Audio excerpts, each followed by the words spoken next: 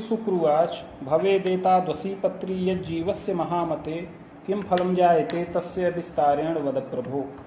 श्री शुक्र जी प्रश्न करते हैं कि हे बुद्धिमान भृगु जी, इस प्रकार की जन्मपत्री जिस बालक की हो उसे जीवन में क्या क्या फल प्राप्त होंगे, यह विस्तार पूर्वक वर्णन करें।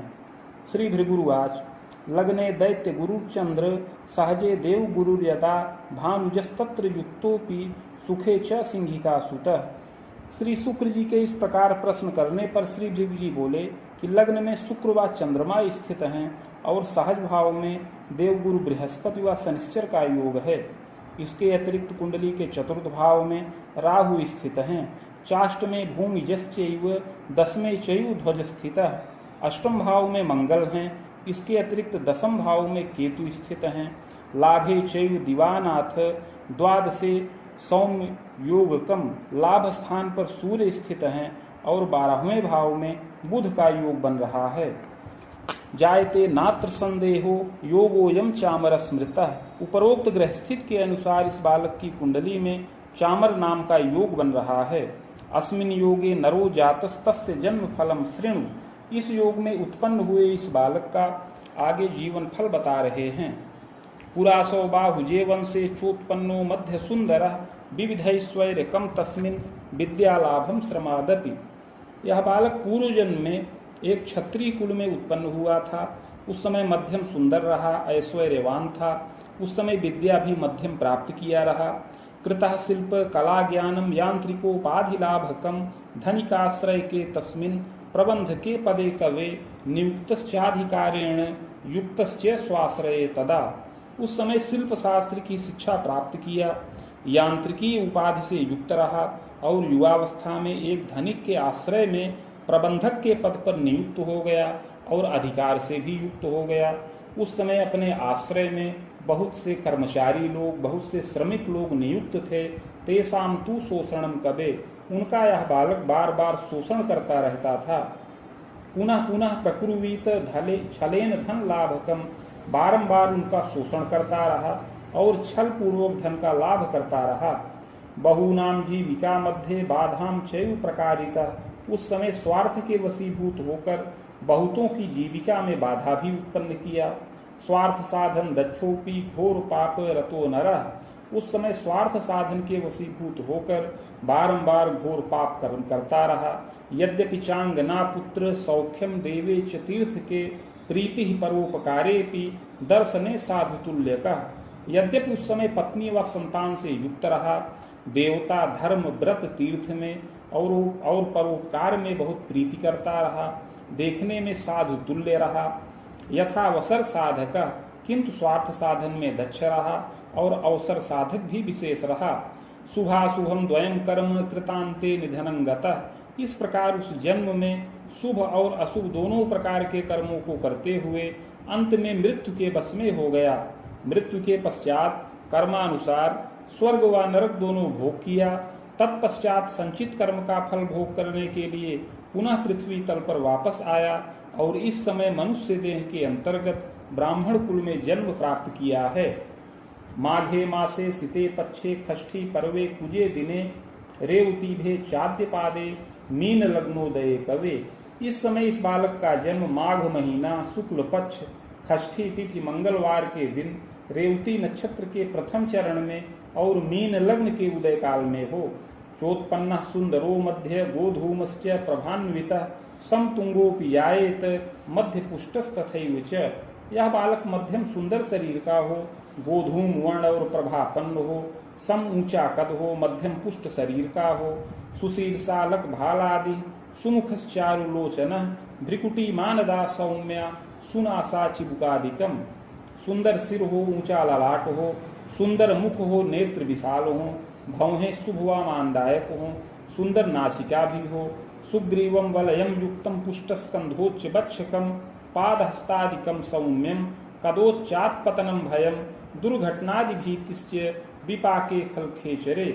सुंदर ग्रीवावलय से युक्त हो, कंधे पुष्ट हो, वक्षस्थल ऊंचा हो, हाथ पैर इत्यादि की बनावट सुंदर हो, किंतु अष्टम भाव में मंगल के प्रभाव से युवावस्था में बार बार ऊंचे स्थान से गिरने और दुर्घटनादि से चोट चपेट लगने का योग बने, किंतु यत्न पूर्वक रक्षा प्राप्त करे।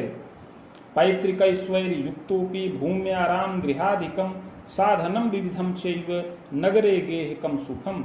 यह बालक पैतृक ऐश्वर्य से युक्त हो, जिसमें कृषि योग्य भूमि, बाग, गृह इत्यादि का समस्त सुख और संसाधन प्राप्त करे।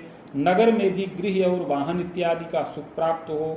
रक्षा भागे पितुश्चैव पदमान प्रलाभकः। इसके पिता रक्षा के विभाग में नियुक्त हों और पद और मान का लाभ प्राप्त करने वाले हों। विख्यातो लोकदक्षोपि कुले चैवाग्रगण्यकः। पिता बड़े विख्यात और लोकदक्ष हों, अपने कुल में अग्रगण्य हों। पदोत्थानम प्रकुर्वीत चाधिकार बरासनम। और निरंतर पद में वृद्धि भी करने वाले हों और अधिकार से भी युक्त हों। पिता के द्वारा यह बालक धन मान का पूर्ण लाभ प्राप्त करने वाला हो। सुशीला जननी चैव गृह कार्ये सुदक्षका। माता भी सुशीला हो, गृह कार्य में सुदक्ष हो। स्वजनादर कर्त्री स्यात् देवे धर्मे व्रते रता। स्वजनों का आदर करे, देवता धर्म व्रत तीर्थ में रत हो। रुग्णा किंतु शरीरेण दंतोदर विकारतः। किंतु माता शरीर से प्रायः कष्टित रहे। माता को उदर का विकार, अस्थि का विकार और दांत का रोग प्राप्त होने का योग है। मातृ पितृ सुखम पूर्णम खबे दोर्धुम च संभवम। किंतु माता बृहस्पति की आराधना करे और मृत्युंजय मंत्र का जप किया जाए तो अवश्य ही माता को आरोग्यता प्राप्त हो, माता की आयु रक्षा हो। इस प्रकार इस बालक को माता पिता का सुख पूर्ण प्राप्त हो, जो अपनी 40 वर्ष की अवस्था से अधिक ही रहे। चाग्रजैक सुखम योगम सहजाना सुखम लभेत।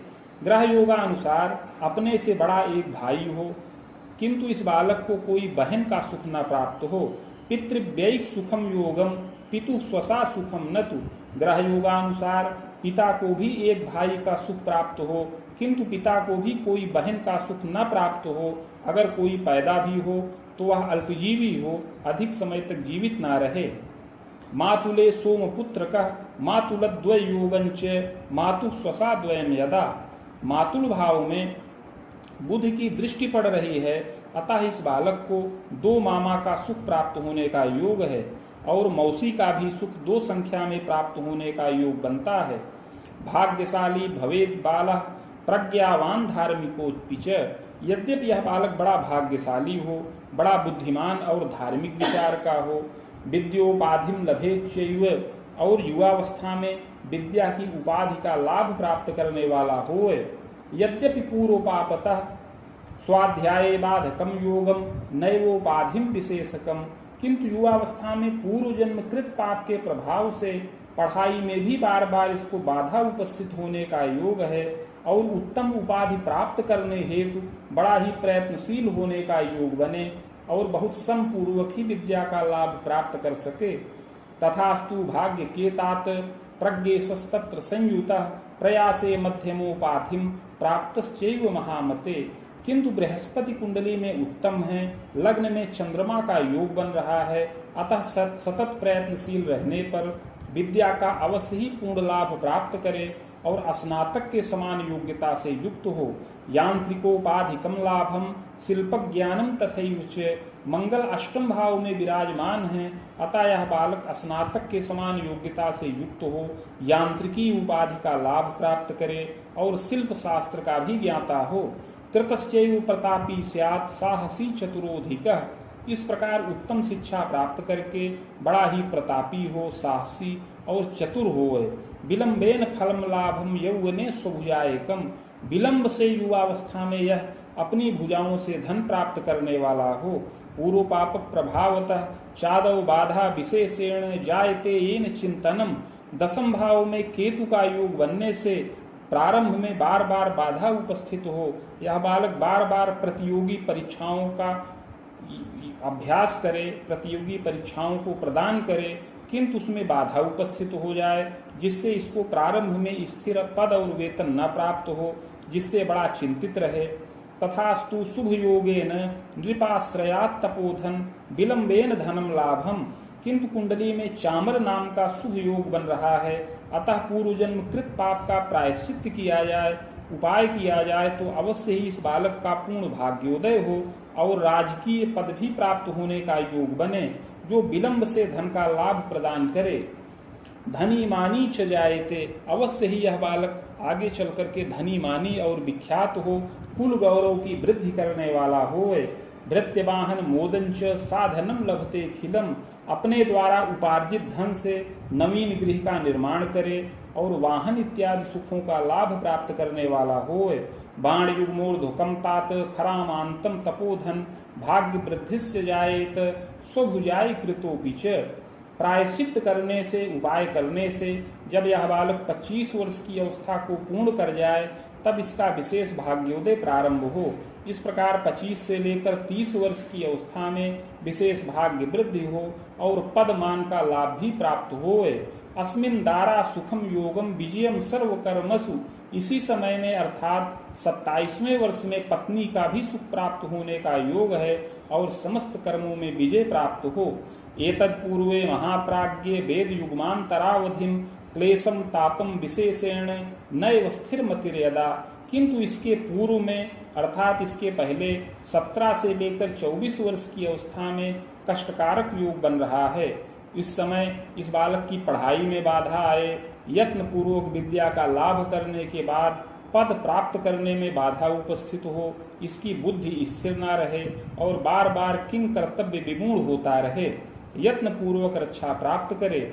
इस प्रकार 25 से लेकर 30 वर्ष की अवस्था में यह सुख और मोद का लाभ प्राप्त करे और आगे चलकर के युवावस्था और प्रौढ़ावस्था के काल में समस्त सुखों का लाभ प्राप्त करने वाला हो।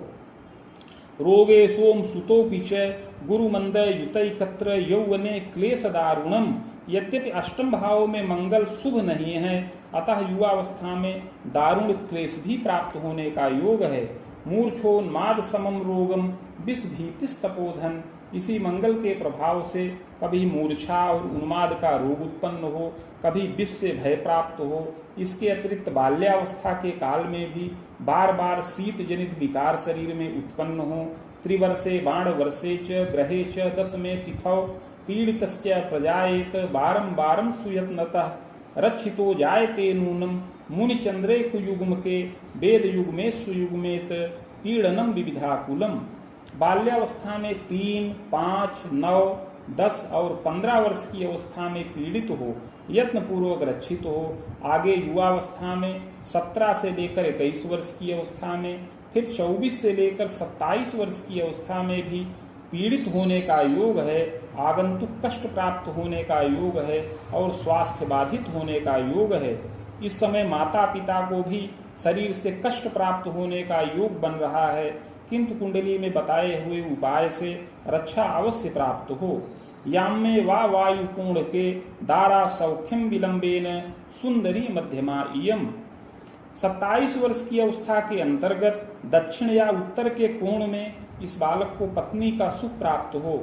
इसकी पत्नी सुंदरी मध्यम हो, 2 से अधिक भाइयों से युक्त हो और गृह कार्य में कुशल हो। पुत्रे चैव दिवापति पुत्रारिष्टम बलम योगम भ्रूण श्रावम च संभवम, पुत्र स्थान में पापग्रहों का योग होने से पुत्र सुख में बाधा का योग बने, भ्रूण श्राव हो, गर्भ नष्ट हो, पत्नी को भी क्लेश हो, किंतु एक पुत्र और 2 कन्या संतान का सुख इसको प्राप्त होने का योग है। चाग्रे यत्नम मयोदितम, आगे उस यत्न और प्रायश्चित की विधि बता रहे हैं। ये न सर्व सुखम लाभम पूर्व पाप विपोहनम, जिससे समस्त सुख की प्राप्ति हो, पूर्व जन्म कृत पाप नष्ट हो और पूर्ण भाग्योदय हो। स्वर्ण पत्रम प्रकुर्वीत रामटंक प्रमाणकम नगांगुला यताकारम तन्मध्ये चाष्टगंधतः शिवमूर्तिम सबीजं च लिखित्वा कलशोपरि निधाय संहिता साकम पूजनम खोडसादपि। 3 टंक अर्थात 9 ग्राम सुवर्ण का पत्र बनाया जाए जो 7 अंगुल का आयताकार हो। उस पत्र के मध्य में अष्टगंध के द्वारा शिव जी की मूर्ति बीज सहित लिखकर कलश पर स्थापन करें। समीप में भृगुसंहिता के 1000 पत्रों का 1000 पत्रों का स्थापन करके षोडशोपचार पूजन किया जाए। मदुक्तम शिव मंत्रं च सहस्त्रम वेद युग्मकम गायत्रीं च शिवस्यापि समानम तस्य जापनम। तत्पश्चात भृगुसंहिता के मंत्राध्याय खंड में वर्णित शिव मंत्र जो 104 अक्षरों का है उसका 24,000 संख्या में जप हो और उसी के बराबर शिव गायत्री मंत्र का जप किया जाए। हवनादिर विधानेन मूर्तिमाचार्य दापनम, हवन इत्यादि करके मूर्ति का दान करें। यत्नोक्ते पूर्व पापंच समनम सर्व सौख्यकम बाधा गंतुक ह्रासंच भाग्य वृद्धिश्च जायते। इस प्रकार का यत्न करने से अवश्य ही पूर्व जन्म कृत पाप समन हो और समस्त आगंतुक बाधाएं नष्ट हों और इस बालक का पूर्ण भाग्योदय हो। यौवने विविधोत्थानम वेदरामम च सार्धकम, और युवावस्था में विविध प्रकार का उत्थान करने वाला होए। इस प्रकार युवावस्था में 25 से 30 और इसके पश्चात आगे 35 वर्ष की अवस्था तक विविध प्रकार से उन्नति और मंगल कार्य घर में संपन्न हो। स्वभुजायम पदम वित्तम गौरवाभ्युदयम कुले दारात्म सुखम लाभम, इस समय अपनी भुजाओं से आय का लाभ प्राप्त करे, पद और वित्त का लाभ प्राप्त हो, पत्नी संतान का सुख प्राप्त करने वाला होए। इसके पश्चात आगे 41 वर्ष की अवस्था तक मध्यम फल प्राप्त करने वाला होए, पद मान में वृद्धि करने का योग है। खबाणांतम सार्धयुक्तम कोशस्थिरम नवोद्यमम, फिर आगे 50 वर्ष 6 मास की अवस्था तक बड़ा ही उत्तम समय रहे, उसमें यह बालक अपना कोश स्थिर करे, नवीन उद्योग और नवीन देश की यात्रा का भी योग बने। मुनिवाणांतरम यावत सार्धम तू मंगलम गृहे, फिर 57 वर्ष 6 मास की अवस्था तक के समय में बड़ा ही उत्तम मंगल कार्य संपन्न हो और बार बार संतानों की विद्या में वृद्धि हो और अनेक भौतिक सुखों का लाभ उसमें प्राप्त करे। किंतु इस दशा में, इस काल में दुर्घटना से सावधानी रखें, दुर्घटना से भय प्राप्त हो। दारा भीतिस तथोद्वेग, इस समय पत्नी को भी शारीरिक कष्ट प्राप्त हो, पत्नी की भी आयु का भय हो। शिवार्चन से, मृत्युंजय मंत्र के जप से अवश्य ही रक्षा प्राप्त हो। इस प्रकार 57.5 वर्ष की अवस्था के बाद आगे संतानों का विवाहादि कार्य संपन्न होने का योग है। प्रजोद्वाहम पौत्र सौख्यम देव तीर्थादि दर्शनम, संतानों का विवाह, पौत्र आदि का सुख इसमें प्राप्त हो। इस प्रकार देवता और तीर्थ का दर्शन भी किया जाए। वेद सप्तांतरम स्वायु खंडितम जायते ध्रुवम, इस प्रकार 74 वर्ष की अवस्था में अपनी आयु खंडित होने का योग है। चित्रगुप्त कुले भूयो जनिता कर्म योगतः, अगला जन्म पुनः चित्रगुप्त नामक कुल में प्राप्त हो कर्म योगों के अनुसार। इति भृगु संहितायां फलम समाप्तम।